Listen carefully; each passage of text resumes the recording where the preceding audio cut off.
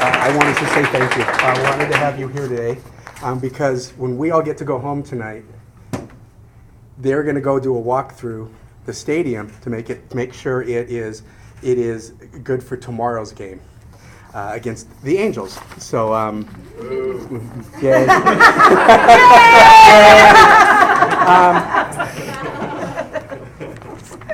This is unique, and we were talking earlier that it's exciting for everybody. We get to hear the entire process moving forward on this iconic stadium, 50 plus years old, that really hadn't gone through a lot of retrofits except for some cosmetic improvements.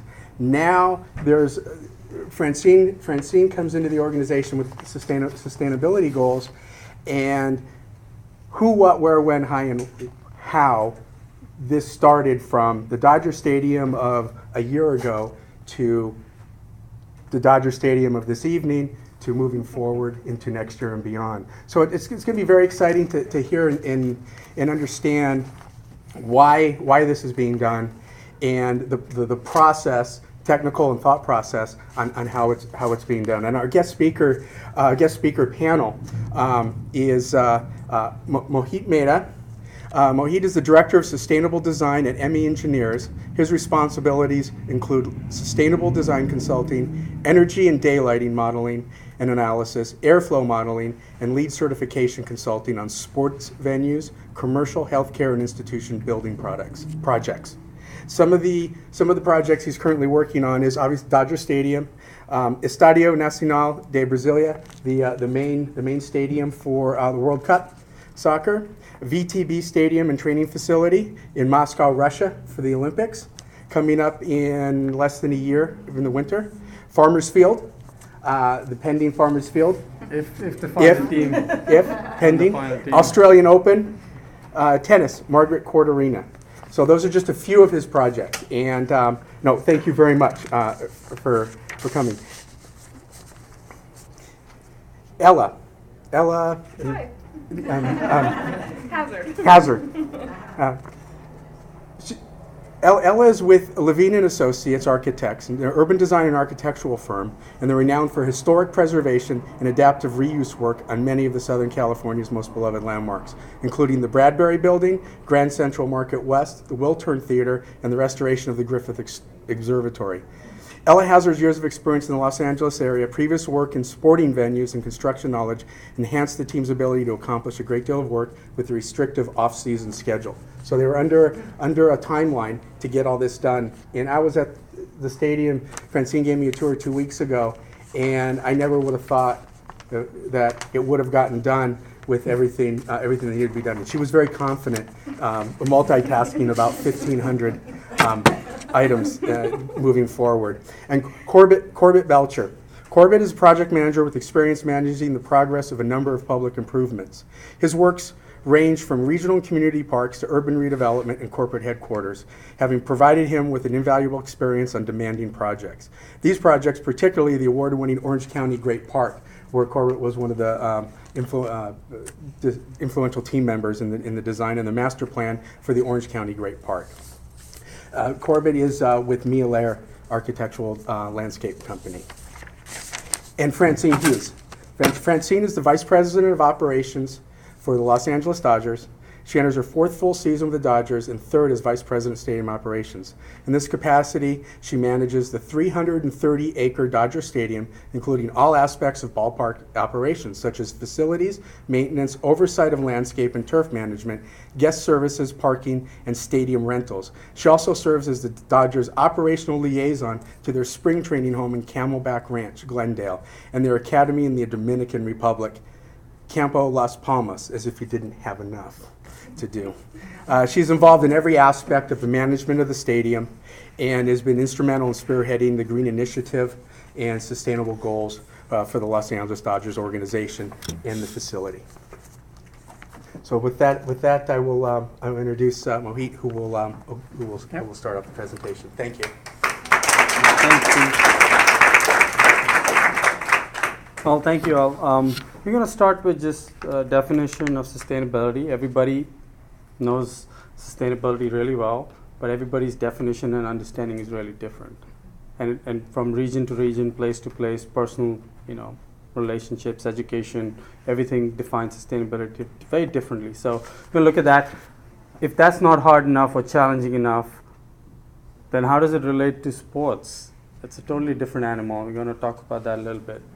And then we're going to get into some leading examples of sustainability in MLB parks and sports. And then we're going to get into what's actually going on in Dodger Stadium so you can kind of compare. So I think that's a good presentation. This is a pretty standard definition. Anybody who's dealt with sustainability or LEED should have heard this. It came out with the UN. It's the Brundtland Report. It basically talks about meeting the needs of the present without compromising the ability of future generations. But when it comes to sports, it's very different. Now, I have a couple of things with that. So I'm going to throw out a couple of things to think about. So what are we doing when we do, say, a code-compliant building, and the codes are always becoming more tighter and stringent? It's good. Then we do a LEED silver building, right? I'm sure some of you have heard this. Or we do LEED gold or LEED platinum. All we are doing is doing less bad. Now, is doing less bad good enough, right? I want to give you an example. I'm sure you've heard that before too. So say we're using too much cardboard or too much paper packaging. We've heard that all the time, right? And what's wrong with that? Well, Indonesia is going to lose all its rainforest in 10 years if we continue at that rate. So we say, all right, let's start using less paper and cardboard in our packaging. Great. What did you do? Not a whole lot. Now that Indonesia was going to get deforested in 10 years, now it's going to get deforested in 15 years. Did you really do anything? Now you got to rethink. You see what I'm saying? You got to rethink packaging so you're not using cardboard and paper so Indonesia does not get deforested. Now, our understanding is like, okay, I'm doing LEED silver, that's less bad, right? So you got to be very careful of what the true meaning of, or dictionary meaning of sustainable is. So just think about it. And I'm not going to read this. I'm going to move on to a couple of, in sports, very different animal. Why I say that, couple of things about sports. So in a home, we know, we live there every day, 365 days a year. Office, we occupy office buildings, 265 days a year, pretty much 6 a.m. to 6 p.m. these buildings all the time. Now when you come to sports, everything changes. If it's baseball, you have 80 home games. Football, 8 home games, maybe 10 with preseason. Now you have a building that's used as much resource and uses as much energy as a small city, but it's used only 8 to 10 times a year. Changes everything, right? And not just in the United States, think about it all over the world. At least baseball is still much better than most organizations. You have 80, 90 home games. Look at football, 8 home games. College football. There being college football stadiums being built all over this country right now. At most 8, 9 home games, and then just sits idle for about 360 days a year.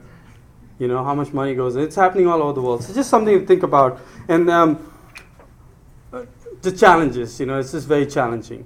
How do you justify putting a super efficient system that's going to sit idle for 360 days a year? Where's your return on investment? Isn't that what everybody is looking for, right? ROI, life cycle. It's only going to be used 5 days a year, 10 days a year. ROI is not going to look really good. Anyway, just something to think about again. Again, like I said, it has to, when it comes to sports, it's not just what you do at the building. It's communication, logistics, accounting, and most important, decision making from the ownership. There's millions of decisions being made. What paper products, what toilet paper am I going to buy? Simple things like that to what food am I going to source? And is sustainability a key decision making metric? That's what I'm saying, Or is it, which is the quickest, cheapest, fastest? Is that the metric? Or is sustainability also a metric? It's very critical to look at it that way. And look at all the different areas that it impacts in a sports facility. Site selection, obviously Dodgers, we didn't have much choice. You've already heard, and you're going to hear more. It's already a 50-plus-year-old building. Procurement, supply chain, huge. Transportation. I'll give you some examples of that. Accommodation, catering, food, marketing, communication, touching base, huge things. Community involvement, a big part of sports facilities, and also education. And I'm going to cover a couple of examples as well. Think of it this way, how do you define? So I'm trying to put a graphic to it. How do you define sustainability? Say you're building a sports stadium from scratch, right? You sit down in a room and you have a master planning discussion, right? Think about it right now. Most of us can really relate to design and construction, but in a sports facility, master planning, lots of opportunities can be lost. And I'll give you a couple of examples of why and how they can be lost or gained at the master planning level before the building's even thought about what you're going to do on the building, our values and all these things. Not even that master planning, just at that early stage. And then obviously you come down to design and construction. That's critical. And then obviously O&M, which is Francine's thing on Dodger Stadium. Huge part. And then I've got these two other circles over here, major events, and I want to just talk a little bit about that. Major events is like, say, it's very different. So you have a regular season game, or whether for football or baseball. But guess what? If you get the Super Bowl, the entire thing is totally different. The dynamic, the metric, everything changes again. That's a major event. Or if you get the All-Star game, get the World Series. There's twice as much press, there's twice as much media, there's twice as many trucks, electronics, you name it. So it changes everything. How do you manage that? That's also part of sustainability. And most people, if you think you're addressing sustainability on only one and you say, oh, it's a LEED stadium, it's a green building, we are sustainable. Really? Did you touch on all these other boxes? All these other circles? It's very, so these are some places where thought is being given. And legacy mode is not really applicable to stadiums, I would say, in the United States, but internationally, just to open a lot of these stadiums internationally are being built for events like, say, the Olympics. Everybody knows that, or the World Cup. Guess what? That's 1 month activity, and a lot of these stadiums don't see any activity after that 1 month period for the life of it. South Africa hosted the World Cup. I'll tell you, 90% of the stadiums are not seeing any activity, believe it or not.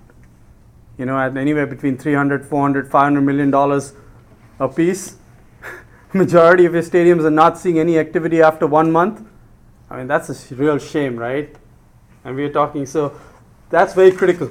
And I'll give you a good example, actually. Legacy mode, London. Great example.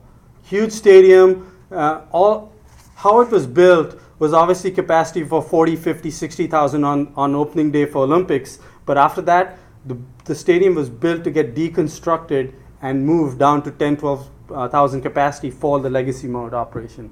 Actually, believe it or not, it's so far out, but the World Cup in Doha in 2022, that's a major requirement for every stadium. Minimum requirement for FIFA, just throwing things out, 45,000 seats. Legacy mode, they're saying anywhere between 10 to 15. So all stadiums will have to account for 45, 50 or more for the event. And there has to be a way of deconstructing those stadiums. And they have decided that they will donate the deconstructed stadiums to countries that are in need, emerging countries and so on, and how to do it. So many legacy mode is so critical. So if you're not really addressing all these 5 things, you're not doing justice in terms of calling yourself green or sustainable. It's very difficult. Fair? Any questions? Right? A couple of organizations, Major League Baseball, and the Dodgers and all are working with. Obviously, I'm not going to read all of this.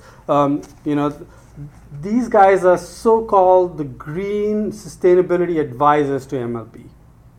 And I don't know if you know much about this organization. One of the main trustees is Robert Redford of this, and very passionate about sustainability, and they're working really hard. Did you want to say something about Green Sports Alliance now? Steve, did you want to? The Green Sports Alliance is actually just a very new organization. It's in its 3rd year of existence. And it was actually formed by one of the owners, or the majority owner for the Portland Trail Blazers. I think he's the other guy from Microsoft.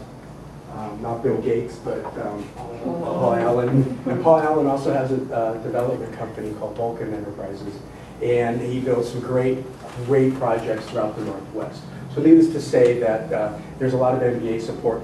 But into Major League Baseball, the main driving factor of the success of the Green Sports Alliance was you have this facility that has this massive footprint in this community. So with all the other benefits to the community, donating fields and other monetary benefits to the community, well, what is the stadium actually contributing back to the community, or what is it doing to try to make less of a footprint, as so to speak? And that's where the Green Sports Alliance came in, is how can we help these venues and these teams become more responsible citizens of the community and be role models? Because what's being done at the stadium can very easily be done in their homes, can very easily be done in a 4-home development or a condominium development or a multifamily development or multi-use development. So you're looking at this massive scale on what's happening, but it can also be done at a cost base and cost factor on the smaller scales. And that's what the Green Sports Alliance was founded on the principles of. And there was somebody from Major League Baseball, Bud Selig, who's the commissioner of Major League Baseball, and through the National Resource Defense Council, put together a mandate. You know, we were talking earlier, I mean, he could very easily say, I'm going to leave it up to the owners of the teams to put something together and have some sustainability goals. But he put together some sustainability goals that Major League Baseball must meet. And you know, as an owner, as the president of a baseball team and organization, you know, you have Bud Selig, you know, meeting with you, telling you you need to meet these goals by this time. Now, membership in the Green Sports Alliance is mandatory. There are over 100 sports teams and college teams. There's constant webinars, education that anybody can go on. You can look up, get on the website. But it's growing rapidly. So, what are we seeing in sports venues? And all of us maybe a little more familiar with LEED. So I'm going to kind of bring up areas that relate to LEED, like site, water. One of the key things that we are seeing, let me go through my notes here so I don't miss anything. One of the key things in all of these new sports buildings, now it's very different being an existing facility and being a new facility. And we'll try and cover all of that so you can compare and contrast what the Dodgers are doing on an existing building versus some of the new facilities.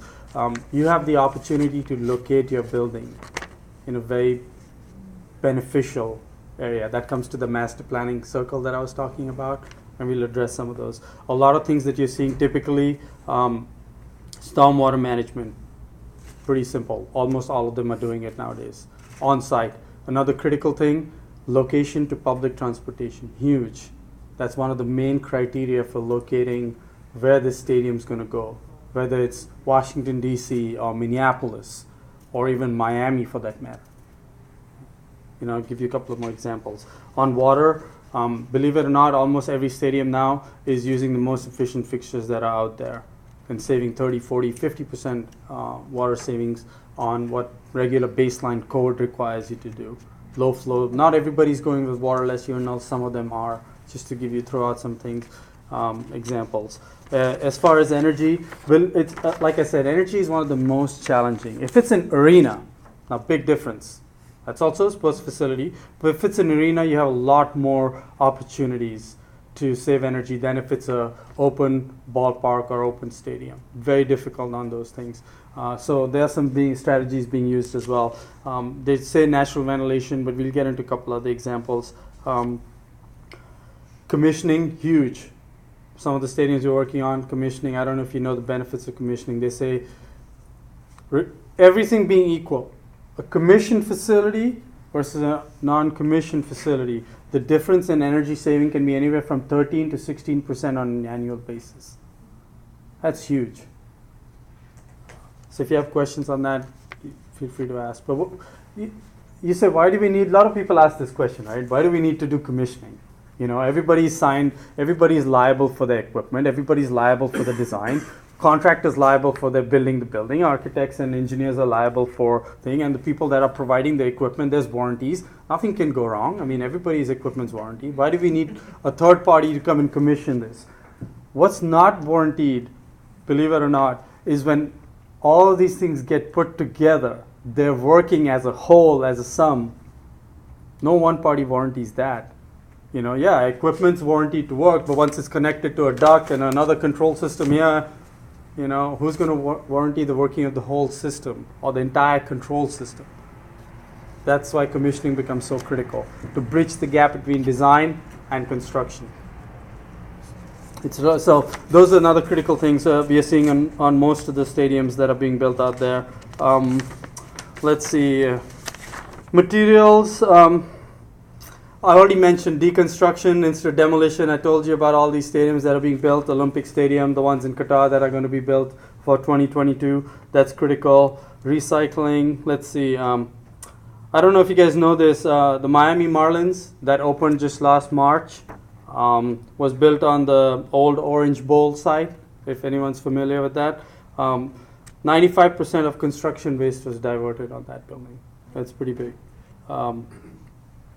IEQ, pretty much non-toxic, low-emitting materials are pretty standard now. Almost all architects have that as standard specification. There's no premium, almost no premium, I can say, on some of these buildings. So let's get into some examples. I already mentioned Washington Nationals. As you can see, one of the key things, they picked the most contaminated site to locate this building. Because what that would do is there would be a remediation effort which would actually rejuvenate the site and clean it up. And that happened to be between the highways and all that, so public transportation, all stormwater. They have a bicycle valet. So you can go with your family and your kids, and there's actually a place where you can actually give your bicycle for valet and then drive home. Isn't that cool? Pretty neat, I thought. And it's all, I believe it's the world's first professional LEED certified building. Sports stadium, professional sports stadium. LEED first. And then Target Field, actually if you even Google, this will probably come up as the most sustainable sports stadium in the world. This will be somewhere over there. Couple of things over here. Again, master planning circle. Remember I told you what opportunities can be lost? One of the most important places where this could be located, again, mass rapid transportation, public transportation was critical in where this was sited, just west of downtown. Very critical how people got there and left. Rainwater harvesting is happening and it's being reused on site. Another thing interesting on this building, Minnesota, we know that, right? How much heat is needed. Believe it or not, they have a field heating system too, under the field, so that the grass doesn't die, or in spring, when it's still freezing out there, like they still have freezing temperatures, that the roots can stay alive a little longer and spring games can happen, so they have a heating system. But luckily, they got located next to a waste to energy facility. So they burn waste and they produce energy, so that energy is being used to heat the building. A lot of that heat is basically from waste to heat facility. Basically what that does is offsets fossil fuel from burning natural gas. So that's critical. Another thing, Miami Marlins, I already mentioned to you, just opened last March. Don't talk about the record or the audience, but as far as the building, it's a very difficult. Now this is another challenge in itself. It's a retractable roof. That brings in tons of other challenges. I'm not going to get into all the technical aspects of it, but this is again the world's first retractable roof facility that got LEED Gold certified. It has been certified, and we have good energy records. 25% saving over ASHRAE, if you guys know what that means. I'll give you just a couple of interesting. So everybody knows chillers and boilers, right? They have heat recovery chillers. All the heat from the chillers is being captured. Otherwise, it's either rejected into the air or there's a cooling tower, it's rejected through that means, right? We are capturing all of that heat and we're heating domestic hot water on the concourse level. All the hot water needs for food service, cooking, bathrooms, it's all free. So the two big boilers that were put out there on the concourse, they haven't even come on once, because all that heat, chillers are running non-stop throughout the year. We're capturing all of that and heating all the free hot water. So that's a pretty good thing. Another thing that they worked with the city on, this ballpark, is comprehensive transport management, which is rerouting buses, providing free discounted coupons for people, tickets. If you have game day tickets, you get free public. So a whole bunch of things, new routes were added so that people wouldn't drive to the event. So they didn't have to build as many parking lots. You can see the parking lots actually over here, two big structures. So they don't have a lot of surface parking, but they have parking structures. And to not have to build huge amount of parking for all the people, even though this is one of the smallest ballparks in the country at 37,000 seats, they did a lot of that. So just giving you a couple ideas of what these leading examples are doing. I'm not going to go into this one. Maybe some people's arch rivals over here up north, the Giants Stadium. They're a good organization. I think you know a couple of people on that. We're always trying to work with those to understand what they. Not only were they built about 12, 13 years ago, they built pretty efficiently, but they've done a ton of stuff. I'm not going to read everything. They've done a ton of stuff after the building was built to improve even further. Just a great example, good benchmark to look up to and try to meet and beat. And they're always doing a good job. Couple of things here I want to show you. I think this year they achieved some interesting thing. They have this. What they did was they looked at the mix of this. Let's look at this last point over here. They got some research going, and they amended the infield mix of soil and grass just to figure out how they could reduce their water usage by almost 35%. Isn't that amazing? Just little things like that, just to give you an example of what these organizations are doing. So I think if you just Google this organization and hit green or sustainable, you'll see all this. I'm not gonna go through all the details over here. I'm gonna hand that off to Ella to jump into what Dodgers are doing. Hello, I'm Ella Hazard. I'm an architect that works with Levin Associates architects in downtown Los Angeles, and we had quite the extraordinary opportunity to be a part of this Dodger Stadium project. So I'm going to tell you a little bit first about Dodger Stadium and some of the history, because we actually happen to be working with the third oldest stadium in the league after Fenway, which I think was built in 1912, and Wrigley was 1914, I believe. So Dodger Stadium, opening day, spring of 1962, and you guys down here in Orange County, like 4 years later, so a little bit younger down here in 1966 we're Angels, but we don't talk about that, we're talking about Dodgers. So Levin Associates was responsible for mostly the fan experience. I think that there was a big initiative to try to improve some basic health and life safety issues, and to really kind of do some of the significant upgrades that hadn't been done in a long time to make it a great place. That included things like the concessions, it included team stores, the concourses, and the restrooms. So these are kind of all the basic functions of what happens when you go to a stadium, right? These things are pretty important. So we started back in October in discussion about some of the initiatives with Dodger Stadium and what they wanted to do and what those sort of basic principles are. So I'm going to flip back to this one.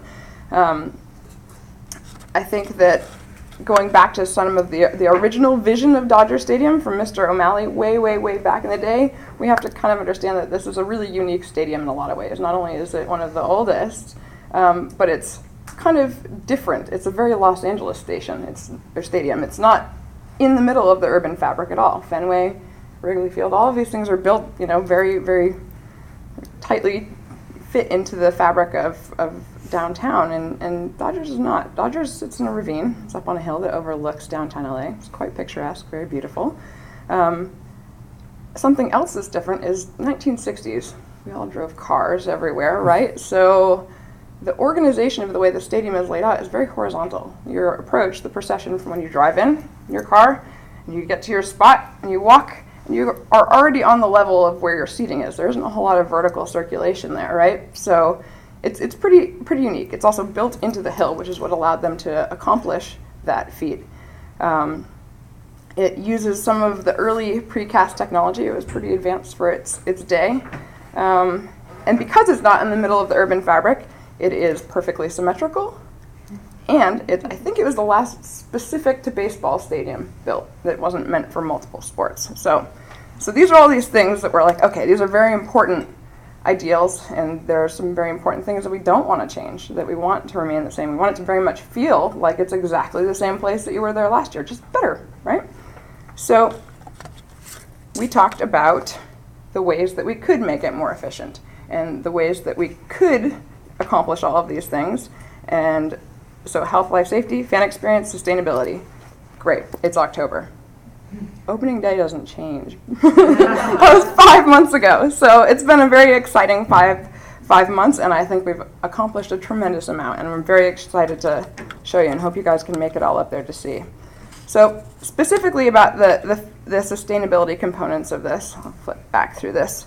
The design considerations, energy efficiency. Of course, basically anything that we do in terms of installation of any kind of fixture or equipment, it's probably going to draw more because our devices are more, they require more. We have more definition in all of our screens. We have to put more lights than there were there before because it didn't really even, there were levels that you could barely see where you were going in places. So we added a bunch of stuff. So maybe we didn't get a big win there, but we kind of have to look at this in a holistic manner. So the next point, which is water use reduction. Well, we live in a desert, so this is an important one. So I think Corbett will touch a little bit on the landscape side of this, but from the design side within the stadium, our water use reduction included lots of low flow fixtures, and we'll get into that a little bit more. Natural ventilation. Well, the concession stands, the restrooms, most of the buildings except for I think the club level and the retail stores are all naturally ventilated. It's the same temperature as your seat as it is in the bathroom. And that's not a problem because you're basically outdoors, right? Cool roofs. The new buildings that we did put on site, we made sure to use the cool roofs there so that because they're not ventilated and we have no way to control that temperature, we tried to make it as comfortable and efficient as possible. Waste reduction and recycled materials. Francine can talk to you a little bit later about that process during construction, but the things that we did try to install, we tried with the time that we had to be very conscious of what we were putting in and to try to source as locally as possible. So, more specifically, you'll see the pictures on the left and the pictures on the right are different. So, from 1962 opening day until 2012, those things in that pictures are the ones that we took off of the wall in October. And the trough urinals. Oh, those were there too. So these are the fixtures that are a much lower, higher efficiency, lower usage. So the faucets, the toilets, and they had started a precedent back in 2007, I believe, of using the waterless urinals and found it to be successful. And their maintenance program is great, and I think that they've been really adventuresome and brave to do this, and it's working out well. So we're excited to have repeated that in this go around. Some of the stats. Tied all of the lighting fixtures this time into the building management system because we have a comprehensive one now, which is great.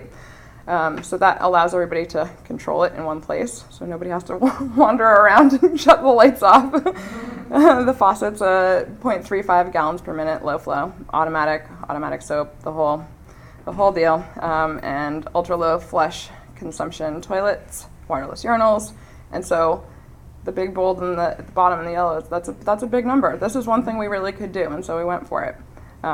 So yeah, that's a very good number compared to all the other stadiums, what they're managing, even the new ones. So I can't wait to see the bill. So once I see the bill, I'll send you an email. Send an update to the video post. So the energy efficiency measures, so 100% outside air system. This kind of goes to the increased indoor air quality, outdoor air delivery monitoring, variable air volume system with VFD. These are in some of the enclosed spaces. So yeah, these are the few spaces. The clubhouse, I think there was about 80,000 square feet of spaces that were renovated, and all these new spaces were tied into the chiller plant that was upgraded about 2006. 7 years ago, and was not being used. Believe it or not, this was even before your time, Francine. They had about 8% load on our chiller plant. That's it. So we actually had to force load on the chiller plant to actually get it to work. And so I can give you nightmares about the repair bills. But we started a process of actually tying into our chilled water back in 2009. I have a commercial real estate background, so managed high-rise buildings for 15 years down here in Orange County, LA. And so when I found out we had a chiller plant and I found out we had 8% load, that was like one of my first initiatives. Let's use it. And it was tough. It was tough to get people to change their mindset because in a sporting facility, you have a lot of grandfathered folks. So they started when they were kids, and they're not thinking sustainability. They're not thinking about energy consumption. They're not thinking about water reduction. They're thinking about, how do I operate this place and keep it running? So it was really an educational process to get people to understand, you know what, we need to be efficient. We need to be mindful of our environment. And it's still a learning lesson. So. I mean, the intent was a really efficient system, but you're not using it. It's just sitting there, and then you have redundant, inefficient equipment scattered all around the building that they were using as heat pumps all over the place. So you got rid of all of that stuff, and now you're drawing chill water and you're increasing the capacity, as you said. Hopefully it'll get to its most efficient point, but it's not there yet. Yeah, and I think actually to speak to some of the historical aspects of this, the way the stadium is configured, a lot of the services run around the back side where the hill is, and it's not easy to get there. So a lot of the issues that we were dealing with weren't new construction. There's a lot of cost buried in basically deferred maintenance on the building. So I think it's great that when we had the opportunity, we went for it and really kind of cleaned it up and brought it all back together. So, yep, natural ventilation and cool roofs. You can see we put the white roof on there. Yay, we did it. And the buildings are all open, as I mentioned before. There's exhaust fans, but we didn't put anything beyond the minimum requirement. They're all open. It's quite nice, actually, up there. Reduced waste and recycled materials. So, recycled materials, we were selective about the things that we use, like the toilet partitions. And then example B is the CMU block that we built the new restroom and concession buildings out of. The CMU block, I think it's 8% pre-consumer and 8% post-consumer. So it's not a ton, but it's sourced locally. The plant was 15 miles away from Dodger Stadium, and it was, manufactured and mined within the 500 miles. So there are certain things where we had control over it. We were really excited to be able to do that. And another interesting tidbit is that this pattern of the block there is something that we found at Dodger Stadium, and it occurs kind of sporadically, but we built some new things with that same pattern. We contacted Angela's Block, and they actually found the original mold for us, and were able to recast with it. So it's been kind of a fantastic, like back in the corner somewhere, they dug it out. So it's been great, and actually I think the things that we're doing serve to tie the building together in a way that maybe it wasn't before. So we're excited. Also, paperless restrooms. We were trying to go 99.9% paperless. We put in the one little paper towel dispenser in case your kid has a has a boogie, but aside from that, everything's the automatic hand dryers, and we are really making an effort on this end to change the way that we're working, and I think Francine can speak to this a little bit more with their food service. But yeah, we made the effort where we could. And I think I'm going to turn this over to Corbett, and he can talk a little bit about some of the landscape.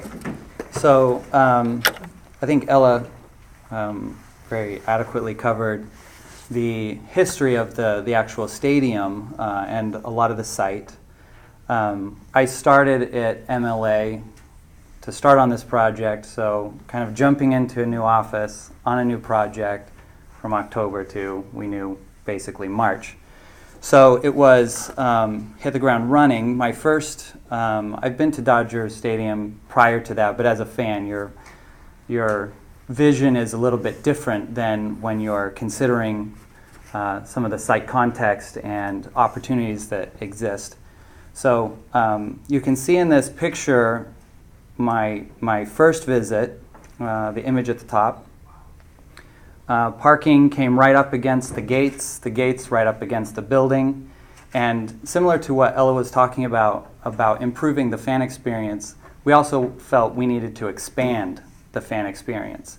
Dodger Stadium, just as it kind of grew and demand for parking, I think we all know people like to park right next to where they're going, and not all of us can do that, and I think that we all see the value in not doing that.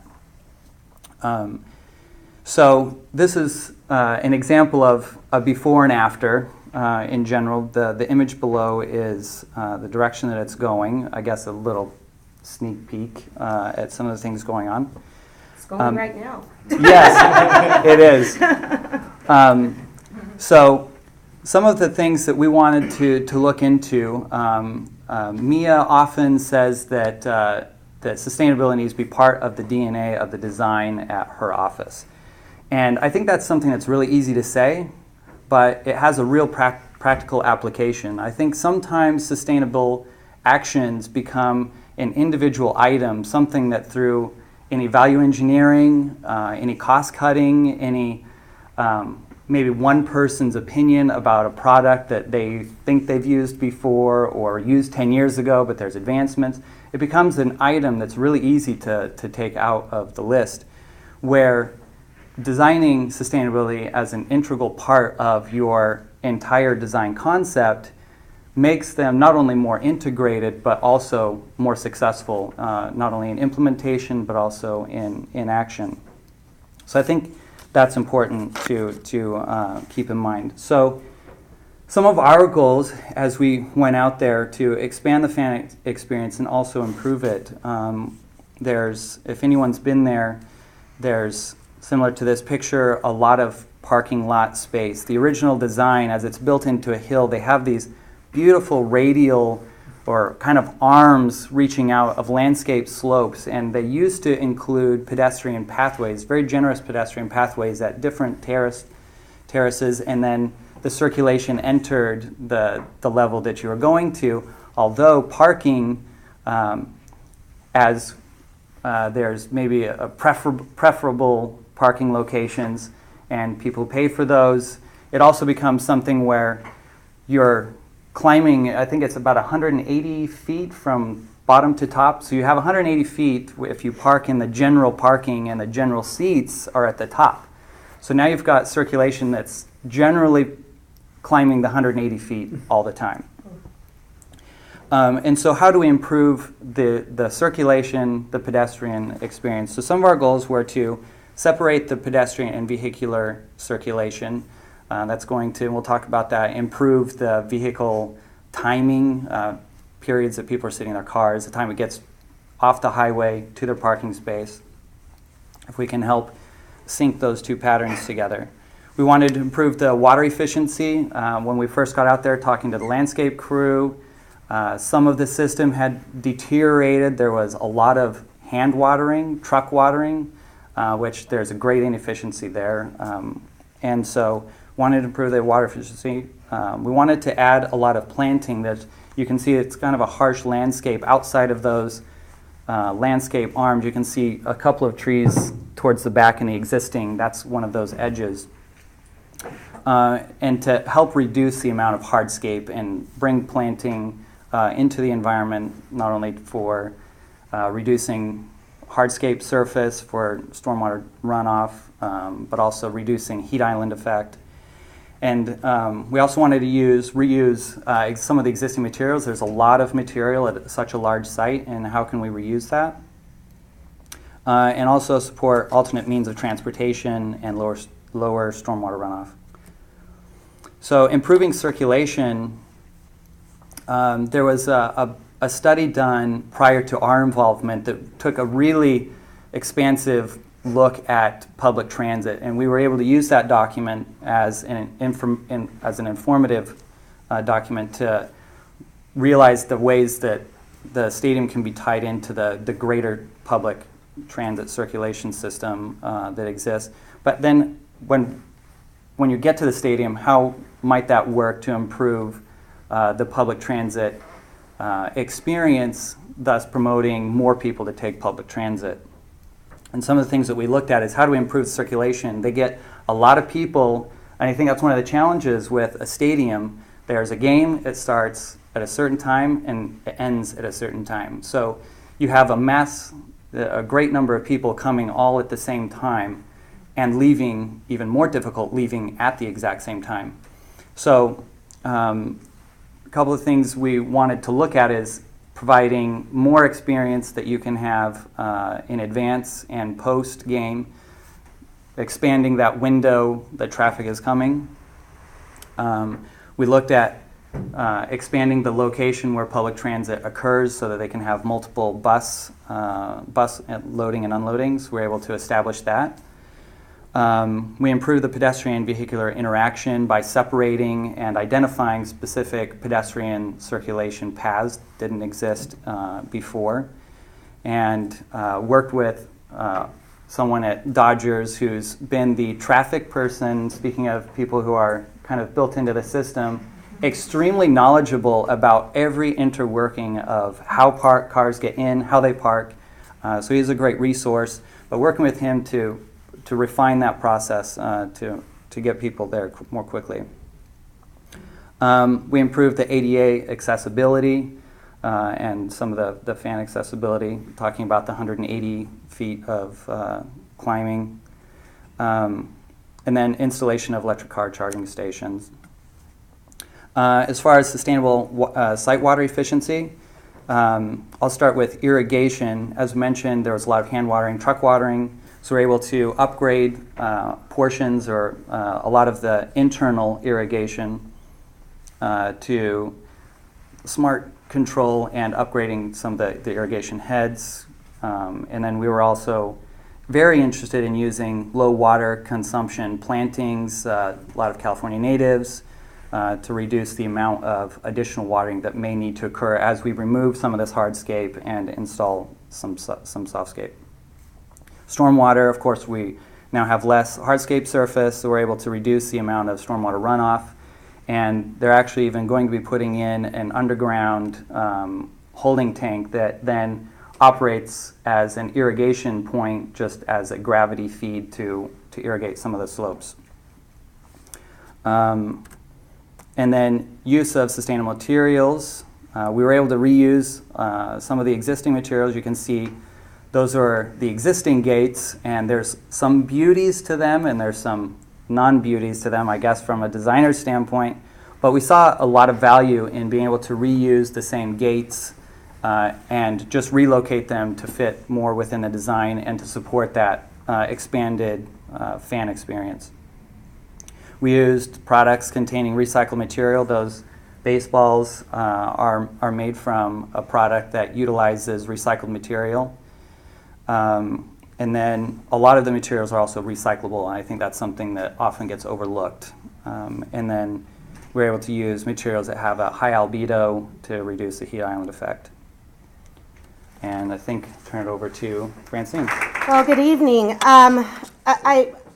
It's amazing to listen to this incredible team of architects and our engineer talk about the building, because it's exactly that. It's a 50-year-old building that, you know, we started really with grassroots initiatives. And while Dodger Stadium is one of the most unique stadiums within the U.S., there was just not a lot that we can do. So what I'm really going to touch on is what we were able to accomplish prior to bringing in this group before the ownership came in and decided to spend over $100 million in building out the facility. We were fortunate enough to work with a team of over 6 different architectural firms, and each of the firms had a specific core function within the facility. ME did all of our engineering, from mechanical, electrical, and plumbing. Hunt Construction is our contractor of record, who's working with various trades, both on the project management side as well as the GC side. So we were very, for us, we were just absorbing a lot of the visions of the architects, saying, you know, Francine, these are things that you guys can do to help become a little bit more efficient. But some of the things that we focused on before the group came in were transportation initiatives. We focused on food service, and that was really from sourcing our food to the type of products that we purchased. Landscape. So we really did start focusing on planting drought-resistant type or drought-tolerant type planting materials. Our mechanical systems, we talked a little bit about our chiller plant that was just inefficient, not really carrying any load. So we started focusing on areas where we could actually tie some of the chilled water into some of our equipment. Electrical. Prior to bringing in ME, we were looking at changing out light fixtures, occupancy sensors, really easy things to do, but really that helped change our consumption throughout the building.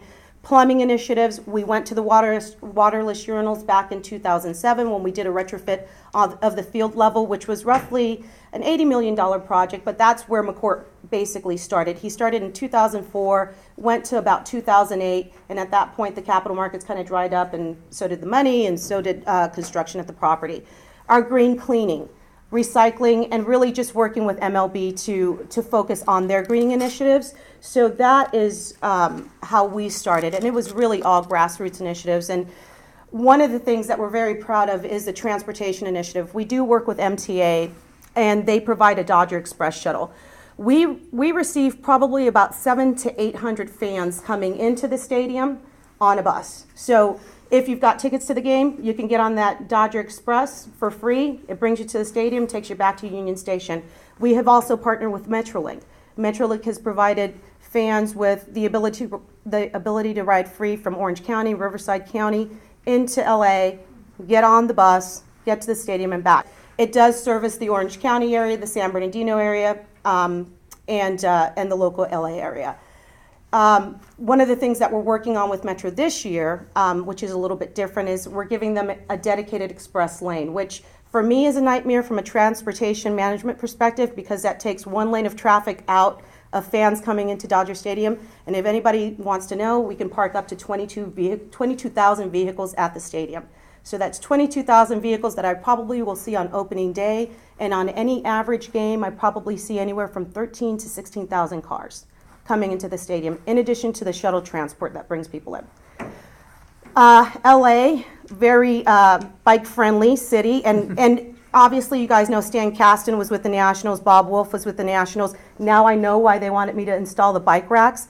I think I'm going to have a bike valet pretty soon. I don't know, but I hope it's not me parking the bikes. That would be bad. So LA is actually installing a bike lane.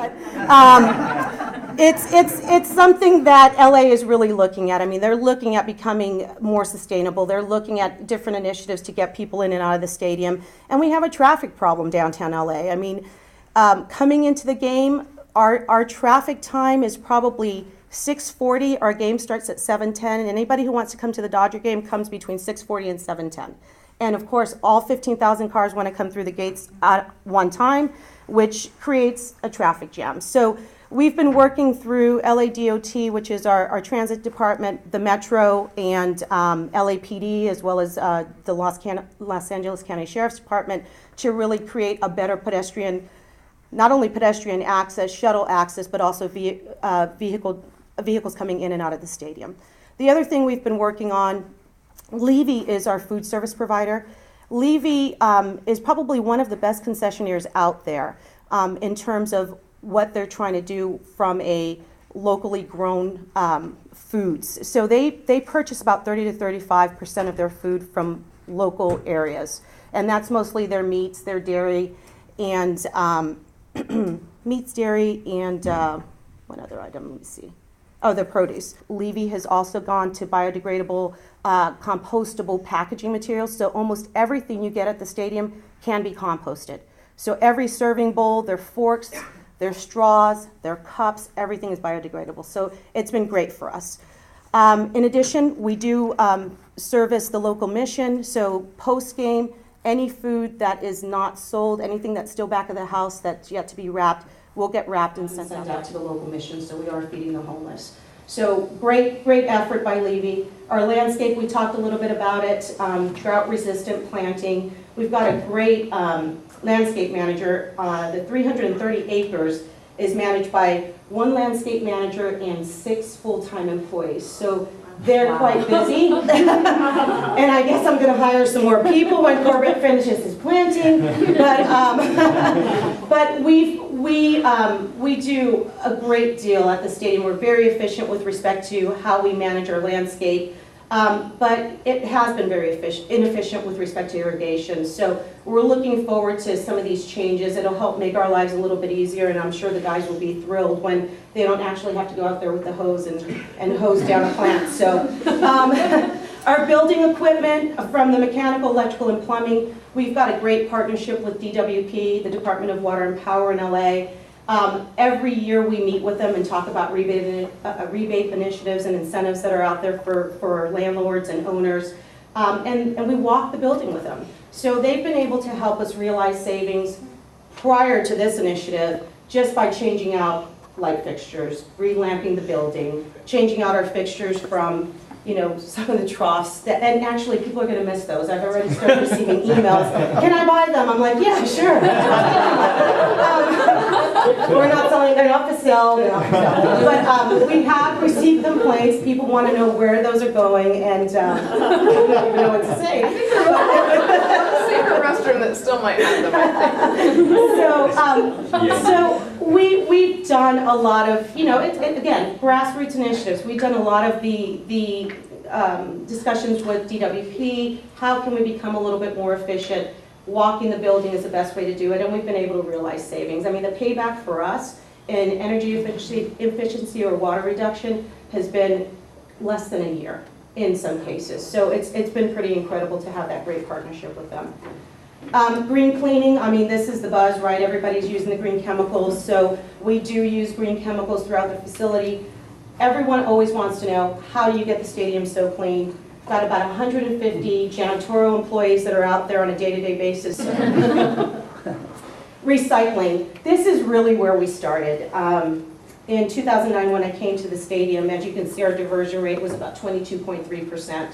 And that was bottles, cans, aluminum, fryer oil. I mean, we recycled everything that we could. And then I started to analyze it. I started at the stadium with the Dodgers in 2009 and figured, how are we going to make a thoughtful impact here on the facility that really at the end of the day we can pat ourselves on the back and be proud of what we've done without going out there and saying, hey, we're doing all this remarkable stuff, because at the end of the day, this is what everybody should be doing, right? Everybody needs to be conscious of the environment. So we started looking at areas where we could make some changes, and so we started starting to train our staff, what's recyclable, what's not recyclable. In 2010, we went to Levy and said, hey, you guys need to start looking at what you guys do in the back of the house, how you guys actually get rid of the clippings and all of that stuff. So they started composting, so that helped. It was a small change, but you'll see and you'll notice the big change from 2011 to 2012. In 2012, we started to introduce compost. Why? Because almost all the material in the stadium, if you think about it, the post-consumer goods, the service wares, everything was compostable. The food was compostable.